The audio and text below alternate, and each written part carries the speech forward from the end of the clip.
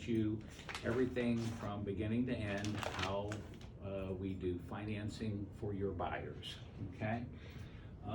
This is for Century 21 Frontier Realty. So we got mortgage insider secrets and what the lenders look at when making a loan decision. All right, I'm gonna tell you stuff that we look at that most people don't know. All right, so you're gonna learn exactly what we look at, and we'll go from there. We have the following is minimal information that you'll need to begin to process a loan. All right, and what we're gonna need is the name, social security number, the address, and the date of birth of the borrowers, or each borrower, okay? We need their income information, pay stubs, W-2s, tax returns. We need their assets that they have available. This would be checking, savings accounts, credit unions, 401ks, IRAs, Life insurance? bonds, whole life cash life insurance, okay?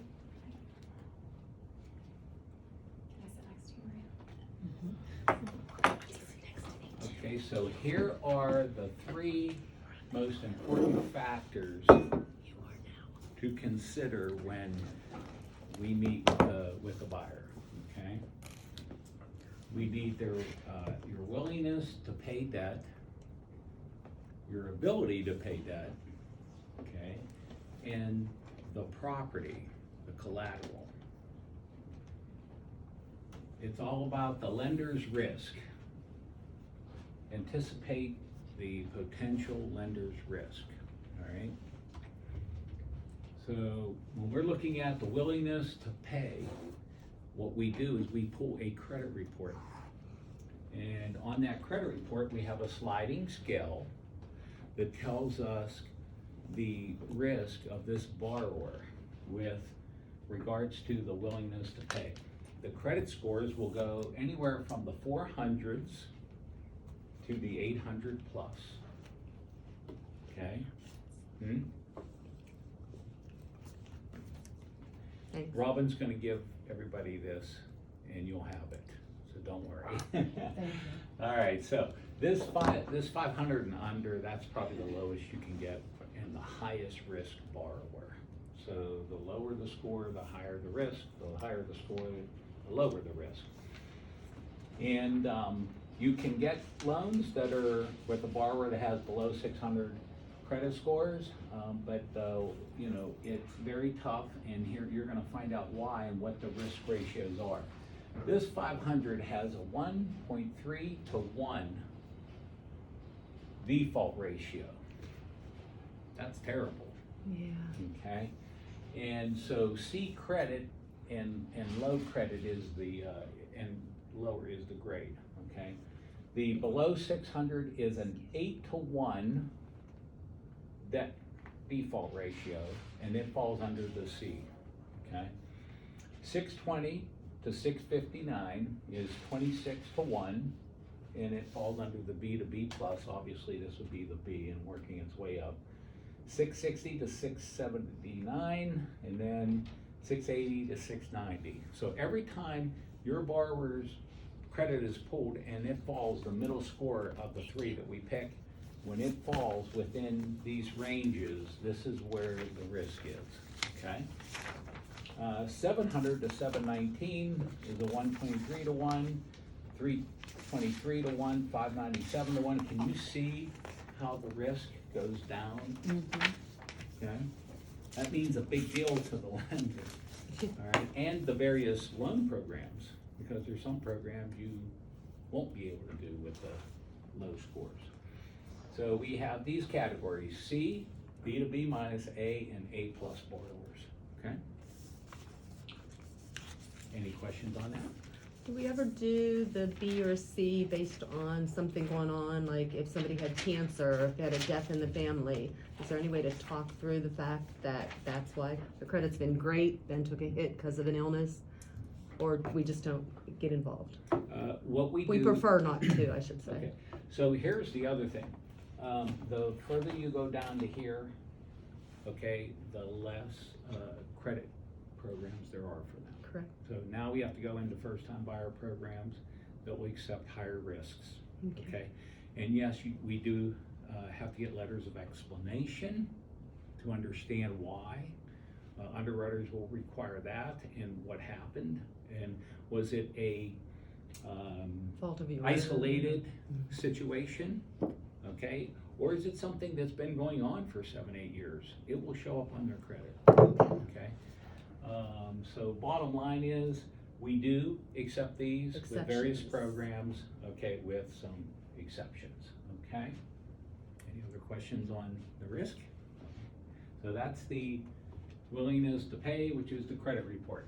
The ability to pay is their employment. There are numerous things that we have to look at when it comes to employment. We want to actually see that they have at least a 2-year work history. And sometimes they don't in certain specific cases, and this is the insider for you to know. One particular type of an example would be, let's say a young person just got out of high school or out of college, and they started full-time employment, okay? Well, we can count that schooling, provided they graduated, okay, we can count that as work history. And it's always better too, if maybe they're working full-time in the field that they went to school with, okay, or for. Same line of work is preferred, although as long as, with some programs, as long as they've been working for 2 years and they've had no more than a 3-month break between employers, okay, we can accept that in certain cases. Some lenders require a letter explaining employment gaps. Actually, we always require a letter explaining the employment gaps, okay? Is that for just 3 months or more? No, Or actually for any breaks. Yeah, we want to know why there were breaks in between employment. Did they get laid off? How about last year? It was an Yeah. exceptional year. Most of the time, it was because of COVID. And we were, actually, as lenders, we were making exceptions because of that. If it was because their employer was shut down from COVID, then they went back to work 4, 5, 6 months later, it was acceptable, and we accepted their income so long as they were back full-time, okay? All right, and then the next we need is a written verification of employment. It may be required, and a verbal is typical, okay? So what we do is we send if you ever hear this term from mortgage people, it's called a VOE, verification of employment, all right? So we'll a lot of times send that for any type of variable income, if they're on commission with bonuses, a lot of overtime, okay? And we'll also need that if it's like, for self-employed, we may have to send it to a CPA to verify that they're self-employed and how long. Self-employed standard is 2-year history. I can tell you this right now, that 2-year history has to be a filed tax return that we're also able to get transcripts from the IRS. It's just not that simple. So they have to have a full 2-year tax return filed with the IRS, and we have to be able to get the transcripts for both years.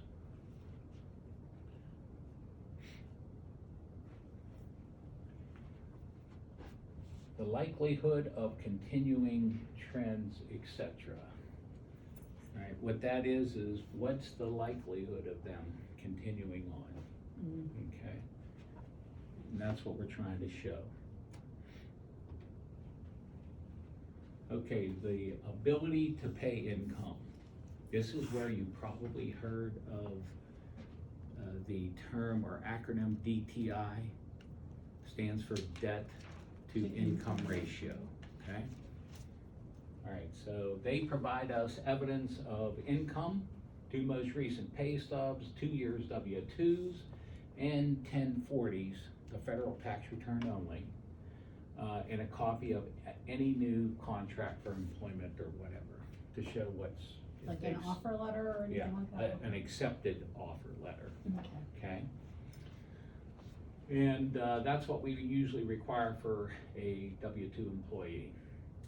Stated income programs are available. They were started for self-employed borrowers, but those are very tough deals, very iffy. And so they are out there. How income is calculated can be critical, especially for commission, shift workers, unemployment collection, self-employment. Okay, these, I tell everybody, until we get everything from all this documentation right here for self-employed or variable type income workers, and until we collect it all and an underwriter actually looks over it and locks in their income, we don't know what their income is. See what I'm saying? I can get an idea, but we really don't know until the underwriter locks it in. So you are not the underwriter. Nope, I am Gotcha. not the underwriter. Victorian is not the underwriter. Victorian's There not the are underwriter. underwriters But we for have Victorian. underwriters we employ, Correct. okay, Okay. but they are separate, Okay. all right, and they actually sign off on loans. So they're You do the work and they responsible decide. for what they sign off on. Okay. Okay, and that's why they are the only ones who can really determine what a variable income type person has for income, okay? Okay, so until an underwriter locks in the income, Yep, For it's not, self-employed. we don't know what it is. Therefore, we can't really determine, I get tax returns, I send it off to our scenario department, who has the underwriter review everything that was provided, and then they get back to me and tell me what they'll consider as their monthly income. That's how tough it has Yeah, gotten, insurance, okay? yeah. It's not that easy anymore. No, it's not. Okay, the ability to pay assets, all right? Typically, we need two most recent asset statements: checking, savings, money market, 401k. Sometimes people borrow from their 401k or pull the monies they need from wherever. But we will need to document that income that they've had it for at least 2 months. Other than if it's a gift, you can be given a gift and we just have to document that the gift went from the donor to our borrower. Is that difficult? No, not really. Just a piece of paper? A lot of times the problem is the donor doesn't want to give us their personal information, like a copy of their statement showing the money coming out. And that's But it? we You don't have look at to- anything else but the statement that the Right. money came out? Yeah, and we have to have that because of But that's not hard. Dodd-Frank anti-money laundering rule. Oh, Okay, we have duh. to document where all monies come from. Yeah, sadly, I don't have It has enough to be laundered money. acceptable. Mhm. Yeah, basically. Anyways, we have to explain any large deposits. Like over 1,000, right? Yeah, well, it all depends, sometimes they won't question something that's smaller if they have a lot of, let's say they got 10,000 coming in income and they have small deposits of 25 or 50 bucks or whatever. They're not gonna question that, but they are gonna question them maybe if they're over 500, okay? And if the amount of money they need to come up with to buy the house is very close, they're The always gonna extra. question any cash deposits. All right, so, so we wanna make sure that all the monies, for the account is in the borrower's own name. If it's a shared account, like say the husband's applying but not the wife, okay, but she's going on the deed, well, they usually have bank statements in both their names. We just get a full access letter from the spouse. To see Okay. it all. Because it's, or anybody that they're sharing an account with. It could be a parent, uncle, aunt, whatever, okay? Now, if they're going to borrow against their retirement, and they're gonna have monthly payments, what's the new payment? Because that's part of their That's debt. coming out of their paycheck to pay that back. So what we do is we usually get, a lot of people will borrow it out at one time because they're buying a house, they don't get penalized, but they pay tax on it. So what we do is we get the terms and conditions of the withdrawal of their 401k. We need that, okay? And it'll tell us if there's a payment or if it's just being taken out in one lump sum. Okay, stated asset programs, are available. that There's large seasoned? amounts of assets they have, they can borrow against them. That's what that is. Seasoned? Yeah. What's seasoned? Seasoned mean they've had it for Long at time. least 2 months. Oh, gotcha. Yeah, so the reserves after closing, when somebody has it for over 60 days, it's seasoned. And in this particular case, these are called reserve payments. We wanna know that they have at least 2, say, mortgage payments. In the bank. Principal, interest, taxes, insurances left over in their liquid asset account. When I do a buy before you sell program and they're gonna have 2 houses at the time of closing, I have to make sure they have 6 months PITI on both houses. Principal, interest, Taxes and insurance, PITI. That's the acronym, and that's what it stands for. Okay, some of the programs require more down payment, and reserves documented can improve a borrower's borrowing power, okay? So, if they have a lot of reserves, like something that might be in a gray area and that may not cause the automated underwriting to come out not approved, okay, or ineligible, approved, ineligible. We need it to say approved, eligible, okay? And to do that, maybe if we show more reserves, we can document more reserves and savings and so forth, it will give us an approval. So we look at that. That can be considered. Seller assistance is available with most loan programs. Okay, I have a little thing for you to jot down right now, because this is going to make it very easy for you to determine how much seller assist is permitted with all the various types of loans, okay? On conventional loans only.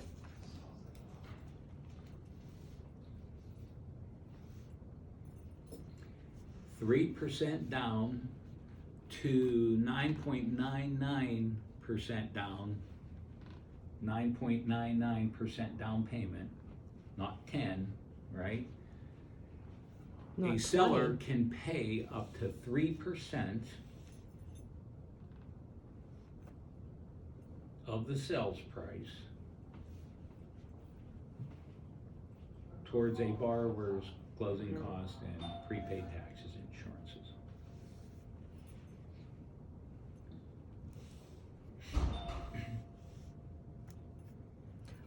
I thought conventional had to be 20% down Mm-mm.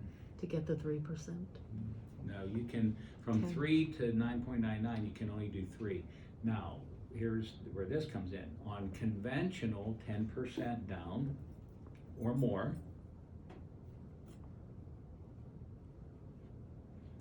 And then right on the bottom line below that, FHA,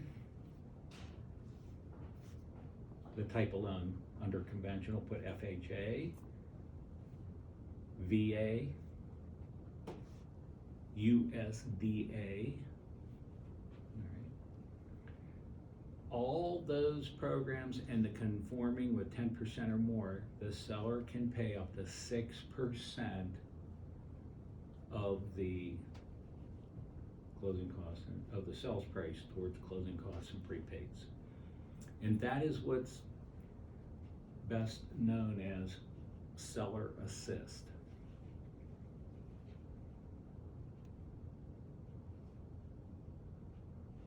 So when you're looking at something and you want to know how much can the seller pay, you want to make sure it's okay, just refer right here to what I just told you.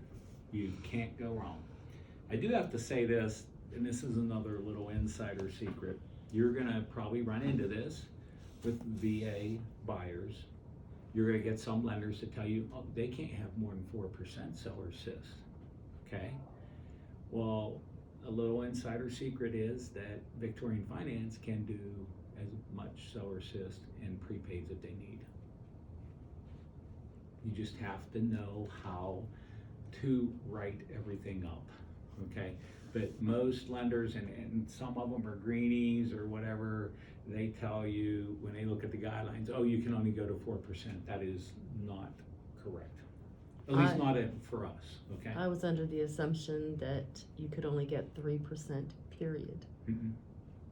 Nope, So 10% and up could Yeah. be up to 6% 6%. if the seller agrees. Correct. Okay, so that right there can really help you. That's So okay. put a big star by that section, okay? All right, the ability to pay current debts, okay? So, you know, when we run the credit, we upload all their monthly debts. It starts out with any mortgages, car payments, installment loans, credit cards, charge cards, gas cards, okay? And so there's a God bless you. difference between these two ratios, the 28 and the 43. 28 is what's known as a front-end ratio, DT, debt to income ratio, okay, front end. So when you hear that front-end debt to income ratio, it's not that important that it stays right at 28 for every single loan program other than USDA. USDA has a 29% front-end debt ratio. You can have more. If you go just 0.1% over that, it will not be approved. You have to bring it right down to 29.99% or 28.99%. The back end can go to, I've seen them get approved at, you know, it's 41, but I've seen them get approved at 44, 45, okay? So, you know, the back end is all their monthly debts and the principal, interest, taxes, and insurance, PITI, plus all their other monthly payments. Okay, can you go back over that? The back end equals Okay. what?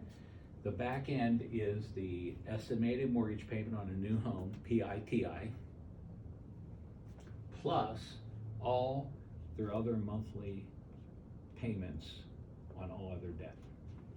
Car, installment, charge card, so on. Oh, just one on the sheet. So, what's the front end then? Okay, so the front end is PITI only, Okay, okay? Got it? So you're comparing So the front end is your PITI with housing. everything. The front end is your housing expense, PITI. The back end is your housing plus all your other debts. okay, That's so your the front total end's debt ratio. 28%, the back end's 43%. Yep, back end, front end. Standard. Yeah, so when you see it like this is telling you the front end's 28 and the back end's 43.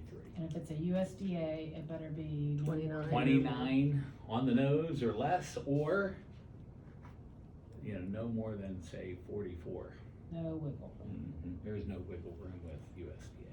And I'll tell you also with VA, you have to be very careful. They're very strict on their debt to income ratios. Theirs are also 29 and 41. Wow. I have seen 43 work. It That's just for all the VA? depends on how many, they work differently on their debt ratios, okay? They work off a residual income left over, so they count some other things in there that the others don't. So what's the VA? Can you repeat that again? The VA is what? 29 and 41. The rest are all, you just have to play with it. Sometimes Make it if you work. have those reserves, they might allow a higher back end ratio and front end.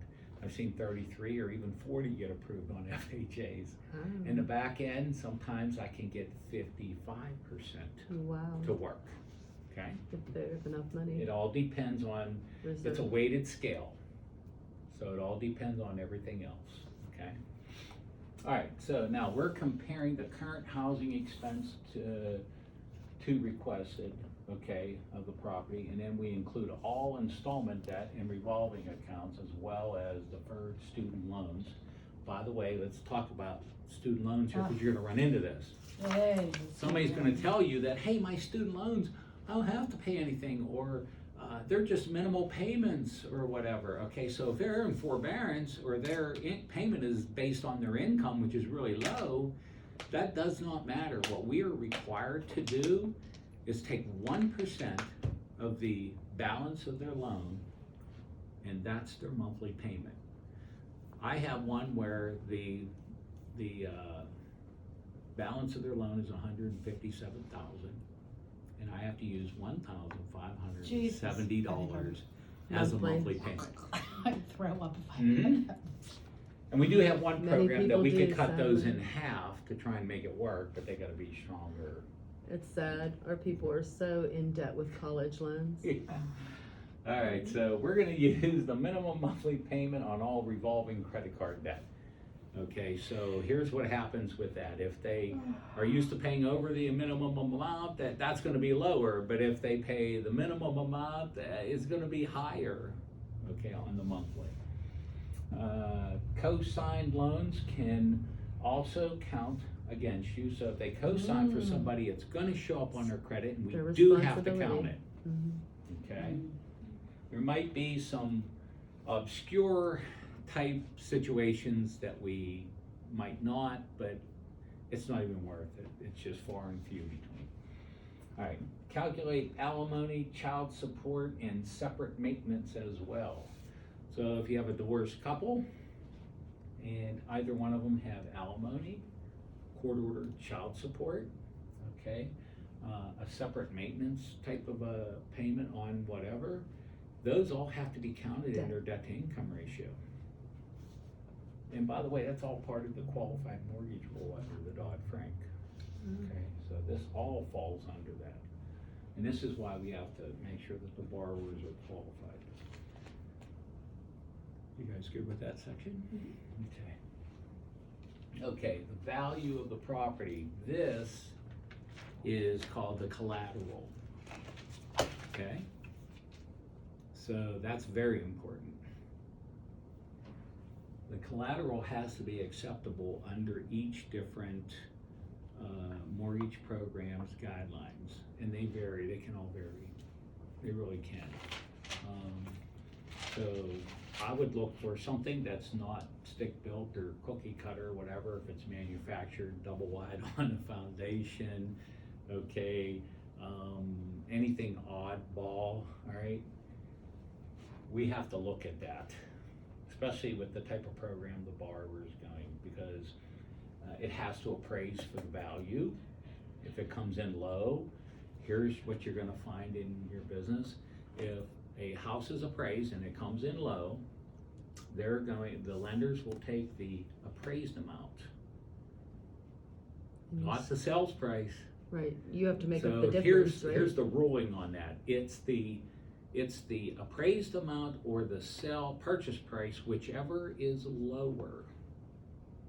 So even if the house appraises for $50,000 more, that doesn't mean anything. We only count the purchase price. If the appraisal comes in low, we're not counting the purchase price, we're working our numbers off of the appraised amount. If the borrower wants to buy a house and appraised low for $2,000, they're gonna need to come up with the additional $2,000. Or let it go. Stresses me Or out. let it go. Or maybe the seller and them meet halfway and they each split it. One takes gives the seller just 1,000, or gives the credit for 1,000, or Well, lowers that the could sales get price by tricky too, 1,000. Depending on the percentage, Yeah, and the right? borrower says, okay, I'll come up with the other 1,000. Just to get rid of it, yeah. Okay, This so- is extreme, and it goes to where we're at today with our market. We have another LO. He had a home appraised. It came in $125,000 lower. The buyer really wants it, and they're coming up with $125,000. Can you pay for an more. additional appraisal? No, you're not allowed to order. You two have to go with your appraisals. loan offer's appraisal. Not allowed. That's the new federal guidelines. What if they don't like you? You know what I mean? That's Doesn't matter. terrible. They're God. I know, but They're that's not, separately licensed. it's not fair. They answer to separate regulations. And they can be license, crooked, too. Everything there. They have nothing to do with you, the real estate agent, or myself, the Oh, okay. lender. They're We're not allowed to have anything independent. to do with them. Yep. And So that was it's due either to the sales financial price- crisis, okay? So it's that either came the about. appraiser, whichever's lower, the appraisal or sales price. You can also have an appraiser that appraises it $30,000 more, and then you actually move into your home with equity, correct? Yes. If they appraise it at $330, knowing that and there's you're only additional paying equity. $300, you don't tell your person, but you're $30,000, like your loan Well, officer they knows you're will get a ahead copy. $30,000 already. They do get a copy of the appraisal by law. We have to give them a copy. I didn't know that. Mhm. I But thought that was information that another- belonged to the seller or to the buyer only. unless the appraisal comes in low, you never give that appraisal to the listing agent or seller. That's, Write that down. All right, if, Okay. wait, repeat that one more time. Never give a copy of an appraisal because the buyer purchases the appraisal. We give so it to the never- buyer. And if you get the copy of that appraisal from them, never ever give it to the listing agent, correct. who will give it to the That's what I seller. was meaning, correct. Okay? That's If the your appraisal private comes in information. low, but if the appraisal comes in low Then and you you have to need share it. help Mhm. showing that there are extra comps out there that will support the value, you can get the permission from the buyer. They have to do that first, and then Share a it. copy can be provided. Okay, Okay? that's what I was trying And to then say. the listing agent could help you. All right? Okay. Noticeable items are in disrepair, will be noted and reported to the lender. Listen, I've seen this happen even on conventional loans. Something just sticks out. The appraiser takes pictures of almost every room, every area outside, okay? They take a lot of pictures that's in the appraisal. If something's in that picture, okay, it's the underwriter that looks and says, hey, I want that checked out.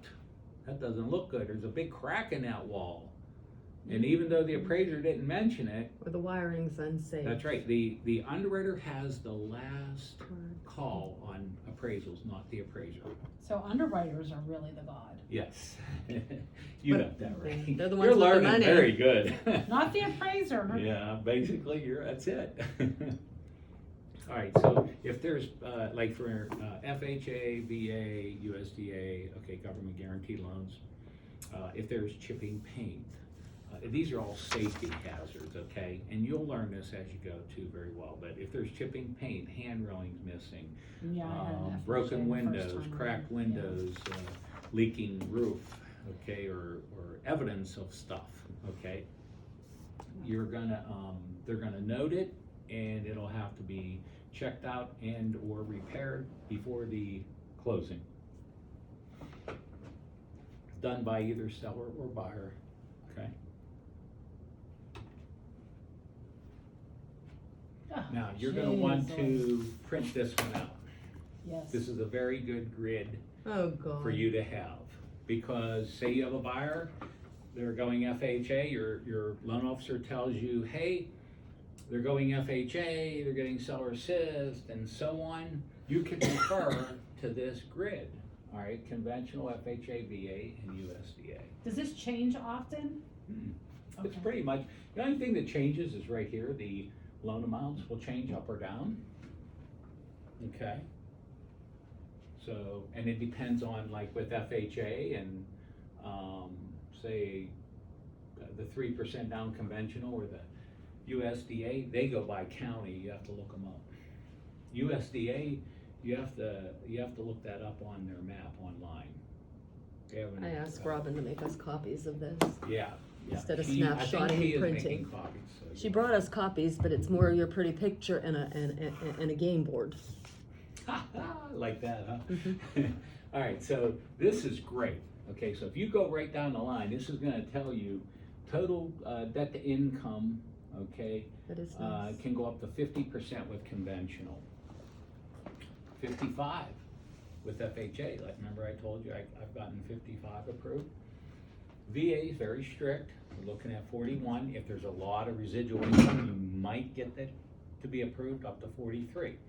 We run the automated underwriting. If everything comes in with what we put into their application and it's all verified, it'll work. USDA will go up to 43, but nothing over. They're very strict also, okay?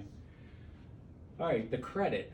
Conventional, you can go down to 620, but it's steep on the financing, and they better have very good other aspects of their loan.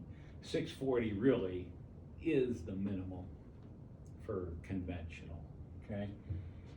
Here at FHA, they will do down to 580 if we have an investor for it. I gotta tell you, as you go from 640 down to 580, okay, the probability of approval on that file is very slim, okay? This VA, 620 to 640, this is the bottom line for the VA, 620. I've gotten them approved many times. USDA, you gotta have 640, nothing below. Now, these scores go, there's 3 credit scores, Equifax, Experian, TransUnion.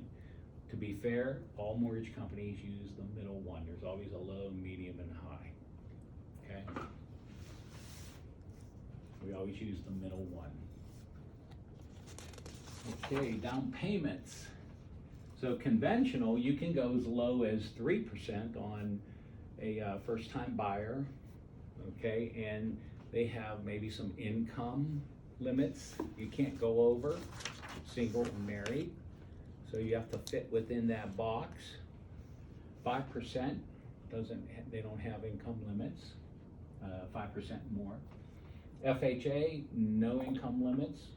You can go even 10% down if you want. And what that does is it either slightly reduces the monthly PMI or MIP, mortgage insurance premium, or it makes it not permanent.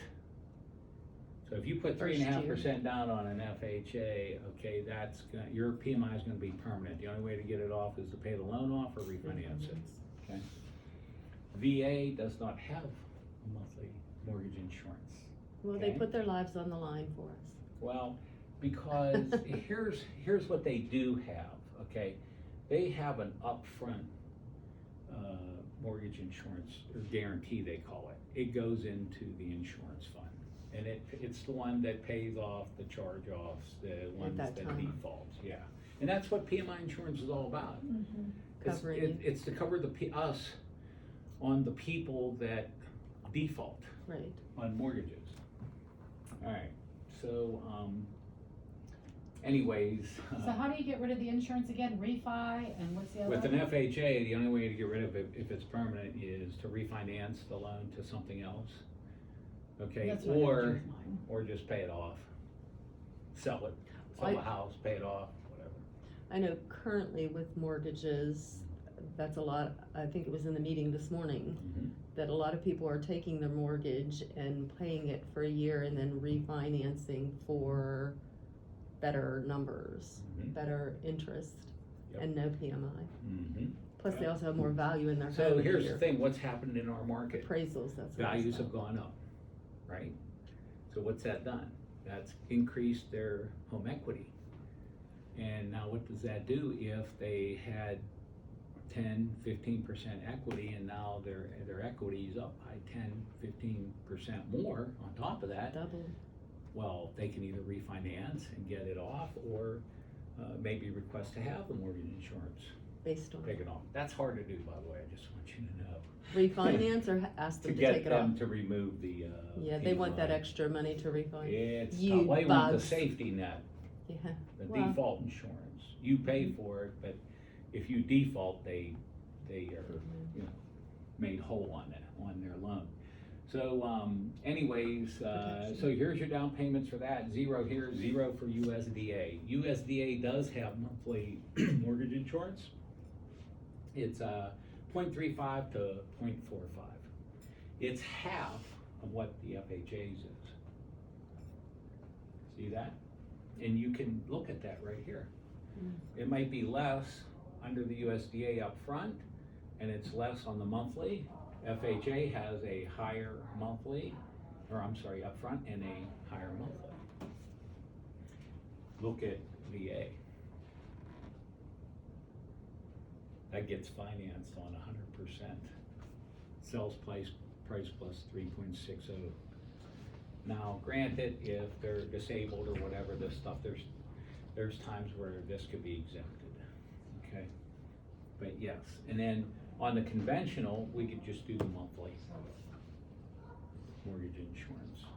And it's usually a little better than FHA. But you don't have to have A little it bit on higher a than that. conventional. You don't have to have it on a conventional loan, do you? What, depending on your if you debt put to less than income. 20% down, you have to have private mortgage insurance. That's what it was, 20%. Whether you pay it up front and not have it on the monthly, or you pay it on the monthly and not have it up front. So why not just put it in the 20%? Yeah, theirs isn't both, okay, it's just one or the other. All right, and then we have the seller paid cost, here we go, 3% to 6% depending on the down payment for conventional loans. So if we only put down 9.99%, how much seller assist is permissible? 3. Right, 3% of the sales price, okay? If Don't point your it's- finger at me, that my mouth goes, Ah.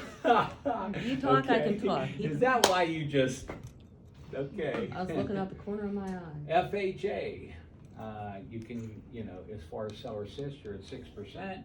VA, it says 4% in their guidelines, but as we know, it can go to 6% or as much as you need. Okay? USDA allows up to 6%. Loan amounts are the new amount for this year is $548,200 for conventional. County specific is the FHA, but in our county here in Allegheny, this is the maximum. VA, I know we have 548,200 on there. Disregard that, they now have no minimum, no maximum mortgage.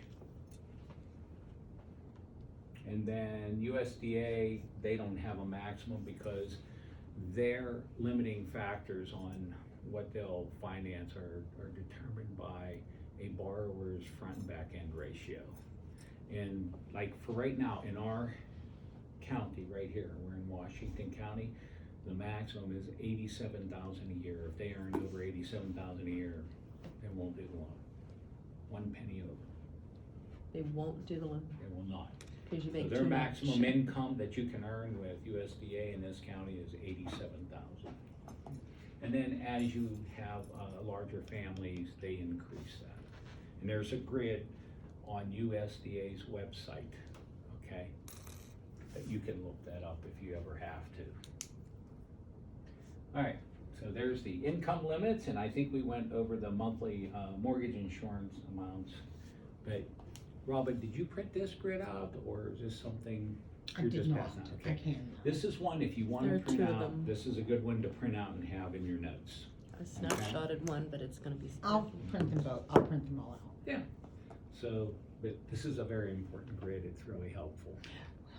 All right, I'll go do that right now. Can you opposite click and hit print? Uh-oh. I'll be right back. Okay, all right, so, as you know, with last year, and the COVID situation, it's created additional little guidelines that we have to follow, all right?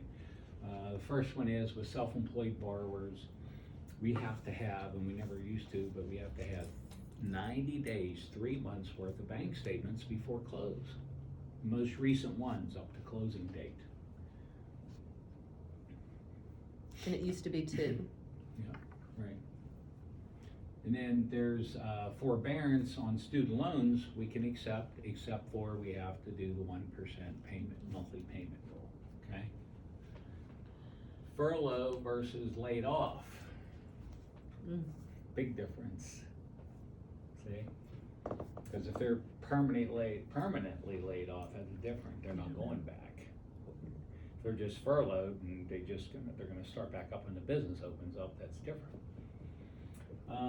Calculating income, heavy restrictions, the bonus, overtime, and commission, we have to do a 24-month calculation.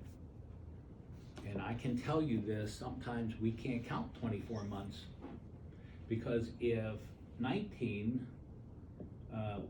or I say 18 was larger than 19, we have to go by the lower one, 19. But if 18 is lower than 2019, we can average 24 months, which gives you a higher income. And that's how you would do overtime and commission. Right, yeah, so, same thing with bonus, if you got a bigger bonus in 18 than you did 19, you have to go with 19 because it was lower. But if it was vice versa, you would just average. So you see the difference It's due to dumb. COVID is, whereas dumb. normally you don't do that, you just average out 2 years worth, period, okay? Decreasing bonus, commission, and overtime, I just went over that with you. Conventional and government products,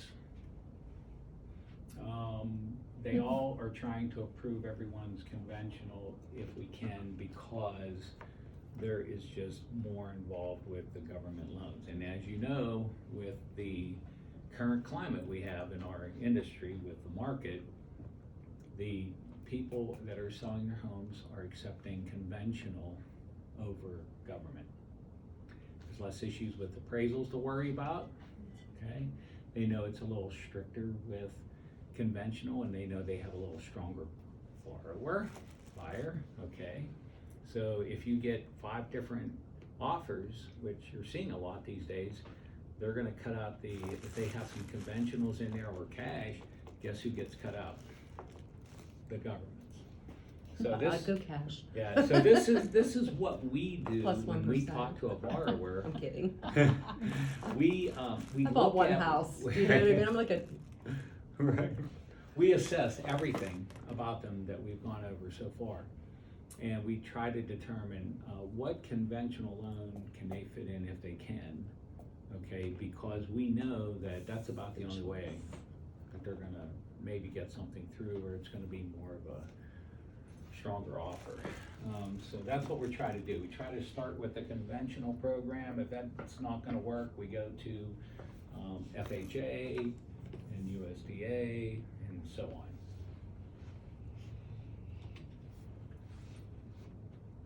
Alright, so here's the questions to ask yourself. What is your comfort? This is the stuff we ask buyers.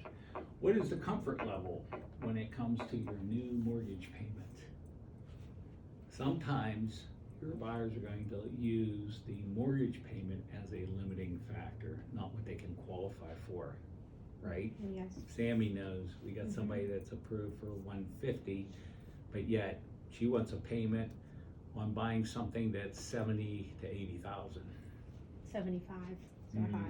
Yeah. I'm right. confused. So she wants to buy She more than she can qualifies for afford. 150, No, She wants to buy for less. but than she what wants a qualified for. payment at 450 to 500. Well, that only gets her in the sales price range of 75 to 80. Gotcha. Okay? So sometimes that's the limiting factor. All right, how much money do you plan to spend up front on this home purchase? Again, let's refer to Me. The example. Sammy's buyer. Mhm. She has more, but she don't wanna use all her monies. Yeah. Right? I was like that when I bought a car. Yeah, so what I was putting happens? 800, they wanted 1,000, I could not part with the 200. Yeah, so she just wants to use half of her money. So Yeah. that's another limiting factor. So instead of doing a conventional loan, which we could do with her, okay? But she She will not won't, do it. she does And she not won't wanna be do broke, it. she'll still have money, Mhm, just yeah. not half. But see, she's gotta go in with an offer on a USDA. Which Instead of a lands 3% her- down conventional first-time buyer. Mhm. That's, And she makes doesn't her job a understand lot that- harder, okay, with her putting offers in. You You're know, right. and we have I have done estimates for the 3% down conventional for her, and it just doesn't work for her. Some people don't get it. But that's a determining factor. Okay, what are your timing needs? All right, what's their situation? Is it rough? Are we gonna need to document or wait, a timing thing, whatever? They may not be able to buy right now. Maybe they can buy in 2, 3, 4 months, or maybe they wanna go, say, look, I'm gonna go with a conventional loan, I don't wanna do a government loan, and my buying time is 3 to 6 months, okay? So, that will determine when they're, about them too. I have a question. What if somebody starts a new job in the middle of this? That's not good? Okay, here's what happens with that, okay? So you, as long as you worked the past 2 years, you could have started a new job. Okay. If it's a transfer from another state's employer, you can just have to be here and start working. If you're going to a new employer, you have to wait till we have 30 days worth of pay stubs. Ah. 30 days. Yeah, That's All right, two paychecks. that would be kind of. 2 paychecks. But what Or happens 4. if you start in the middle of a pay period, a Yep. 2-week pay period? It could be like 3 weeks before you even get your first Full paycheck. pay. 6 weeks before you can have Thank 3 you. paychecks Awesome. that shows 30 days. I get paid once a month. Oh, Well, gosh, that I would would be easy. survive. Yeah, but that would be easy. You 'Cause you would need start one. work and you would get a pay, Unless you start work unless like you start in the on, middle. Day, yeah. Or the like on beginning. like the second of the month and you have to wait. Then you gotta wait 2 months, yeah. So, did you see the difference? Thanks, Robin. Okay. So anyways, so that's the, you know, timing is everything. That's what happens with your income and new jobs, okay? What is your risk posture? Okay, so that's where you're gonna study somebody's risk. Where do they wanna be on payments? Where do they wanna use for assets that they have? And, you know, you gotta just weigh all that together, okay? But that's what we do. We determine all that for you. So when we talk to you about it, I think you guys will have a great understanding when I say, and I mention things in those different areas. Like, you know, Sammy found out after the one night she calls me, how do we switch this to conventional? And we did it, huh, Sammy? I got it done. I gave her an estimate and she ran it by her buyer, okay? The But crabby she one? wouldn't have it. Good. Right, so you see what I'm saying, but now Sammy knows too, that now she's probably learning I'm this, learning you a know, lot. the difference, yeah. Mhm. She's like, I gotta learn this stuff, I have to know why this, you know, okay, so that's good. All right, and then how long do you plan on keeping your home, okay, or loan? Let's say somebody says, hey, listen, I get transferred around, I'm only gonna be here for 3 years. Okay, well, maybe we give them a lower rate and lower payment with a 3 or a 5-year fixed program that goes to a variable after. See how that works? So there's various programs that way too. But that's for that. Let's see. Where are we at next? Oh, I have to do this. I must have went back to the beginning, didn't I? Keep going. Come on, baby. All right, that's it. We're done with that. Yeah, sure Okay. we are. All right, now what we're gonna look over now is take this pretty game puzzle looking thing right here. Everybody see this? Okay. Oh, it is a game. Yeah, I want you to see what a buyer goes through. And then on here, I want you to see what Sonny was talking about this morning, if you were on the call in the meeting, about the credit file underwriting, okay? So let's do this. Let's go through the, we have that one over there to your left. See it under there? This? Yeah, you see this? Oh, Yeah, yes, there yes, you yes. go. Sorry, it blended. That's okay, no problem. That's the beautiful computer. All the Okay. stickers. All right, so let's go, She's late. obviously start with go, Mhm. all right?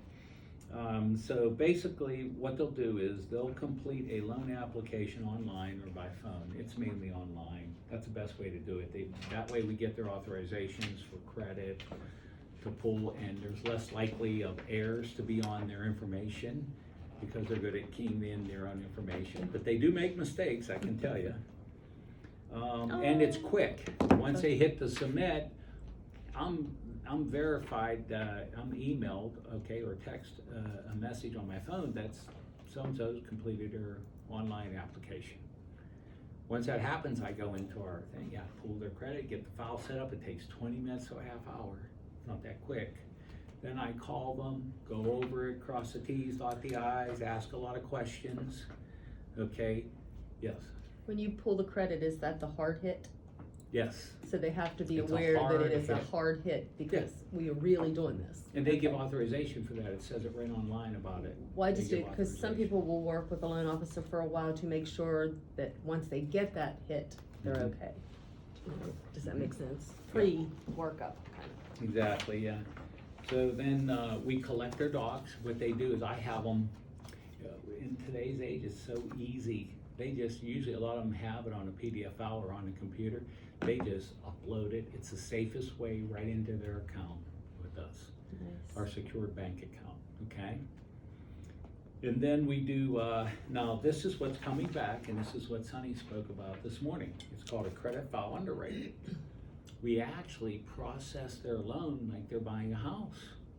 We collect all the documents we would collect, as if they had a purchase agreement on a house. The underwriter underwrites the loan, gives them a full mortgage commitment, and it's conditional on their situation not changing at all from then till they find a house and close on it.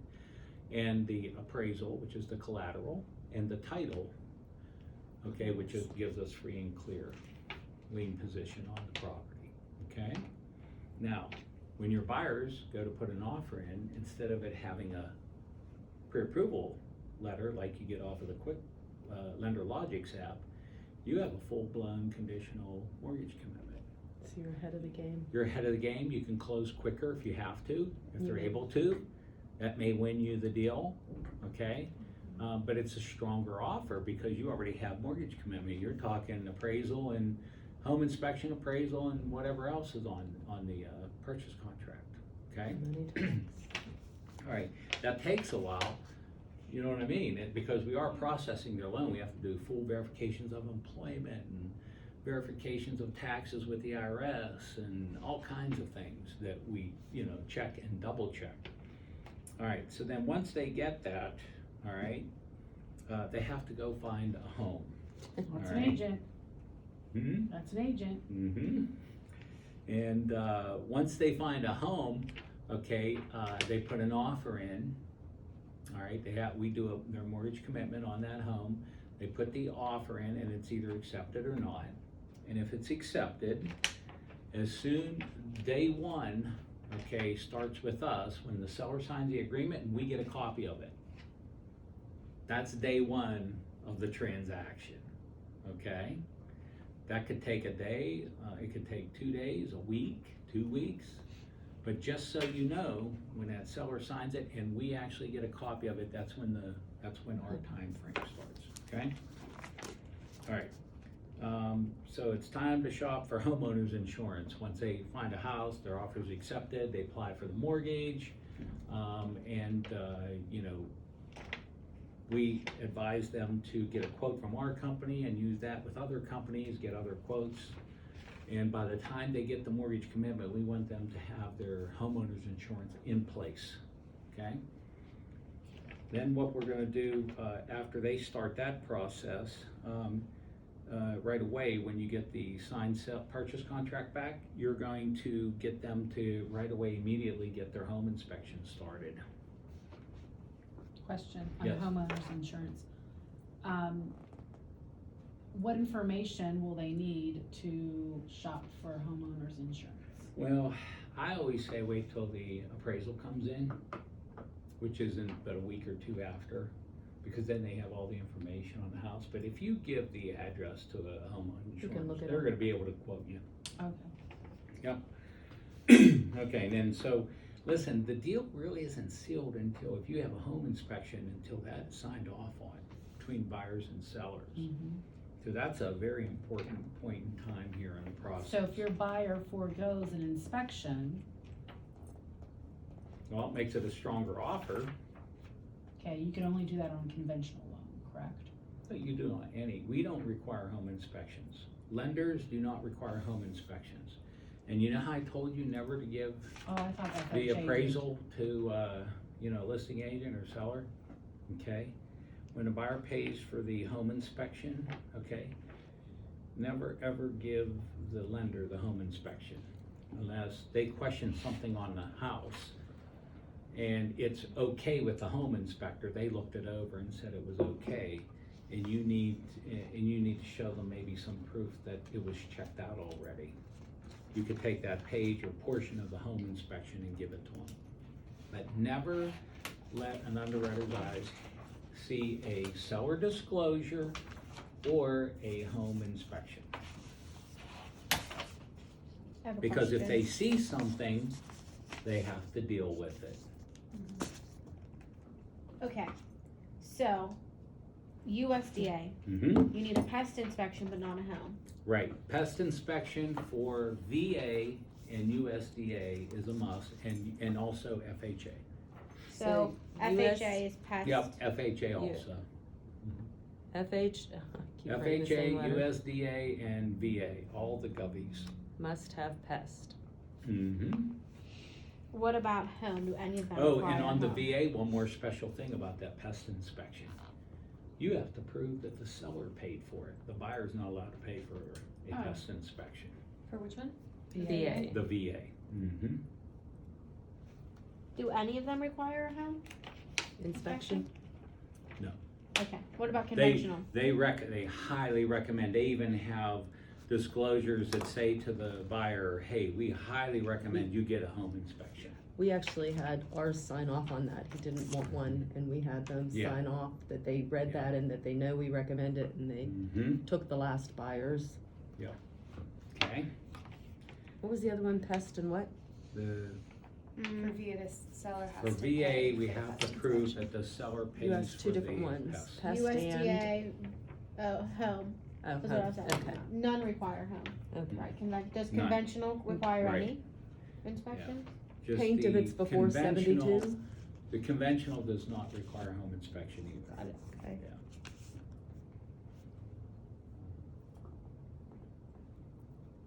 Okay, and then, also, in the process here, the title insurance is ordered. We must get the 12-month chain of title and going back to the previous purchase at least to show we have no liens or judgments, okay?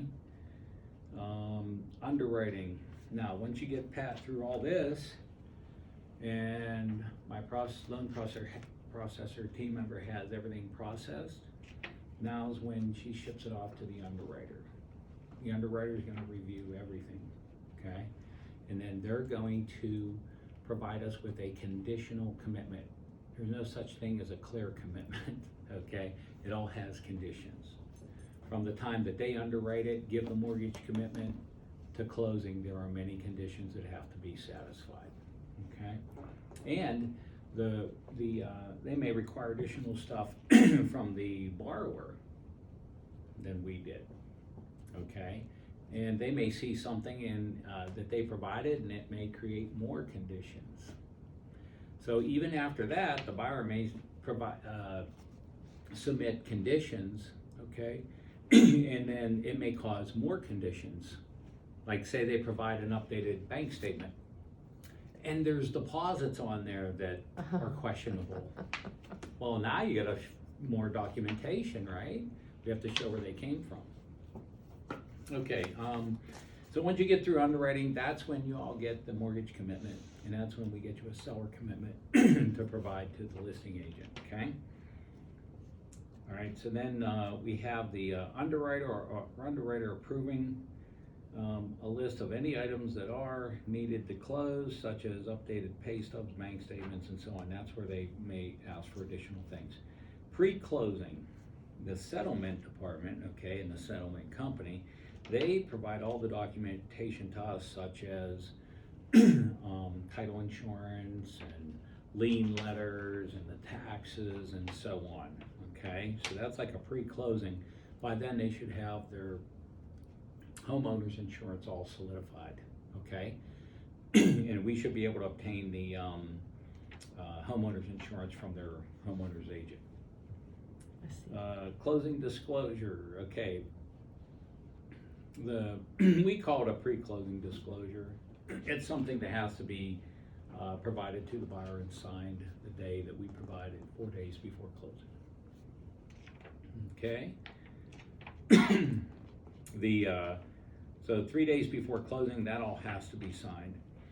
The final walkthrough is done. Okay, your buyer does the final walkthrough. And then we have the title company, all final documents to be signed by all parties. We send what's known as a closing package to the title company, okay? Because we've worked out all the numbers for closing and final numbers for a final CD. We give the buyer a final number to bring in a bank cashier's check to closing, or they can wire the funds. That's the only two ways. And then our title company gives us an ALTA. The seller gets an ALTA, the buyer gets a CD, closing disclosure. And there's a closing disclosure that includes the seller side too. So everybody signs that. but the, seller gets what's known as an Alta. Okay. Okay. So if you've got a borrower and the agent says, hey, your buyers sold their house and I need an estimated, 3 days before closing, I need an estimated Alta, okay, from the sale of their house. Okay, what's Alta? For- What's Alta stand for? Okay, It's a that's- settlement statement of It's some, a settlement statement for the seller. and that's Following on. confusing to me, cause I have my one and only, and I actually just from our title company, bankers, settlement and abstract, got an Alta today. Yeah. But I'm the buyer, not the seller. Yeah, well, they give you an Alta. Okay. Yeah, we have the closing disclosure, CD, that's Okay. what we call it, Correct. okay? So. He got that from his loan officer, Mm-hmm, correct, Right. and he had to have that 3 days prior, right, mm-hmm, and then I had to have an Alta, mm-hmm, and they're actually the exact same thing. to provide to your. Mhm. Right. vendor. Okay. Okay, so then at the closing, you have the final closing documents, all signed by all parties and funds are transferred. Okay, and then that's it, congratulations from there, huh? Let the work begin. Excited to get there. So that's this You've is done a this before really, though, right? Excited when this You game. sold many? No, Oh, no, God bless you, is this your first? yes. Me so if too. you're sitting Mine with was a your buyer, not a buyers, seller. okay, and they say, hey, what do I gotta go through? You can actually pull this out and say, okay, So here's it's the been a chart. learning This is what's experience. gonna happen Me through too. the whole process. This is That's a really very good thing to helpful. have. Yeah. It's very helpful. I Yes, would like to very. have. It helps you. I'd like to have this like on, do you just flip it for like your seller? She sent you the PowerPoint, I just got mine, Okay. with a picture of my 24-week, 3-day in utero twin boy Wilder. He has never allowed a picture to be taken of him with ultrasound and on stress, and she just sent me his picture, he's so cute. His Aw. brother is fine, he does this, Ha! but he does this. Oh my goodness. So that was my woo. I have another question. Yes, So, when it comes to foreclosures, I know we talked about this. yes. You cannot get a loan. Can you, Okay. like my buyer was like, what about a personal loan? All right, Like, how here- would that work? That's Let me, sky high let me rate. just explain this to you because, you're new agents. Yeah, I was told. You're gonna avoid have foreclosures. buyers and they're Okay. thinking, a lot of the buyers, first time buyers that you have, sometimes they don't have hardly the money to buy a house. Up front, no. Okay, so I'm just gonna say this about foreclosed properties. They will never be able to buy one. Because they need to finance, they need a mortgage, correct? Mm-hmm. And so those properties sometimes are in too disarray, for There's no repairs and value. everything else. And then we have utilities on and so many things, so you have to pay for a house to be de-winterized and a plumber gotta go in there, electrician, an HVAC guy, they gotta hook everything up, that's gonna cost, right? Mhm. Then they gotta run a utility, so they gotta put the utilities in their name most of the time, okay? Closing costs, they'll only go 3% of seller assist, that's it, maximum. But here's the thing, they won't pay any transfer tax, 99% of the time. They won't split the transfer tax. So you almost have to ask for 3% seller assist just to cover that part of it. See what I mean? But still, it's not that much. And you'd have to pay Credit. cash for that. Yeah, and then how about this? So the closing costs are about $1,500 to $1,700 more on top of everything for like I said, an FHA 203K or rehab property. There's inspection fees. They come to $400 or $500, and then you have to put out the first draw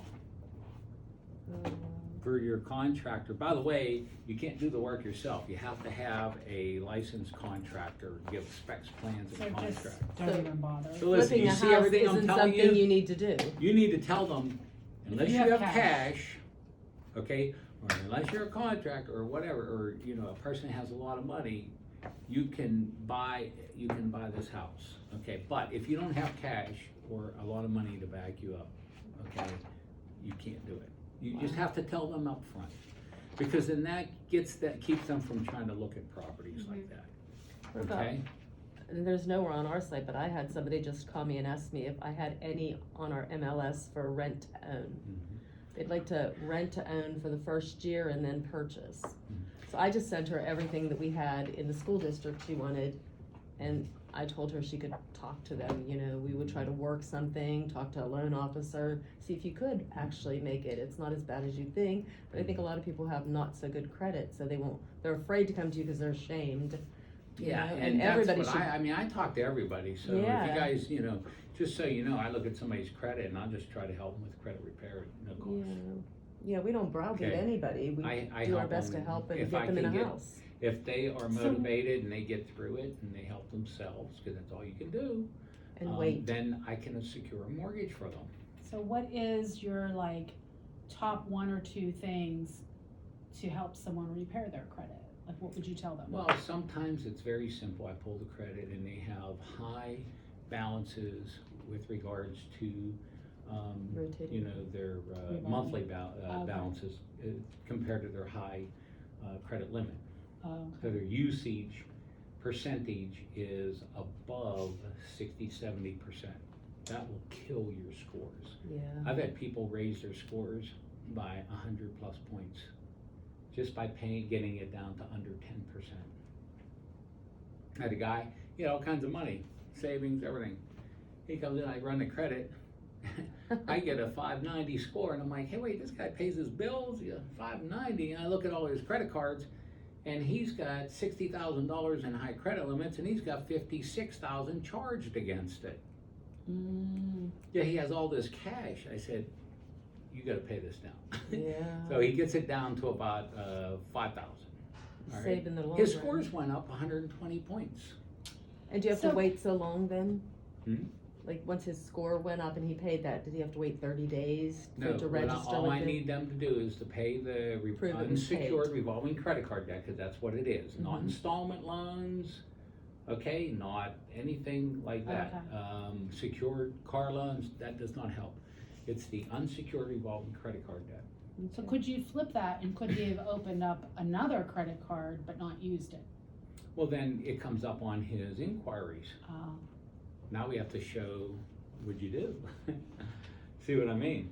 It's So- still like whatever the debt to income But for kind of sort him, of is he still had there. the monies to pay it down. He did that. His score Kinda like jacked Our up Lady. into the 700s. She has okay? the cash to go conventional and just is too afraid to let it go. How about sometimes I get, you know, maybe 620s. I need it over 640, okay? And I say, hey, you know, our reports, when I pull them, they tell us if you pay down this debt, revolving debt, nice. it will go from here to here and here to here on each credit agency. Oh, So it's as simple as saying, I wanna pay be this your friend. down, give me the statement, and I do a FICO rapid rescore, and within 8 business days, it's up. That's how quick Oh. it can happen, So but like- they gotta that's get like the statement. Experian They can't boost. give me a screenshot of their account. I have to get their actual monthly Actual. statement. Okay. So it could take 30 days. Well, That's a but good still, tip. that's, yeah, Is that good tips? yeah. Yeah, that is Right. good, thank you. All right, so as you can see, when you refer people to us, you know, you see the order, what we go through, and what we do is we try to determine conventional first, then any of the other programs, see where they fit, all right, Mhm. and why. And now you know what goes into it. Okay? That's it, Robin. Yay, thank you, Joe. You're Thank you welcome. so much. Thank you, Joe. Great.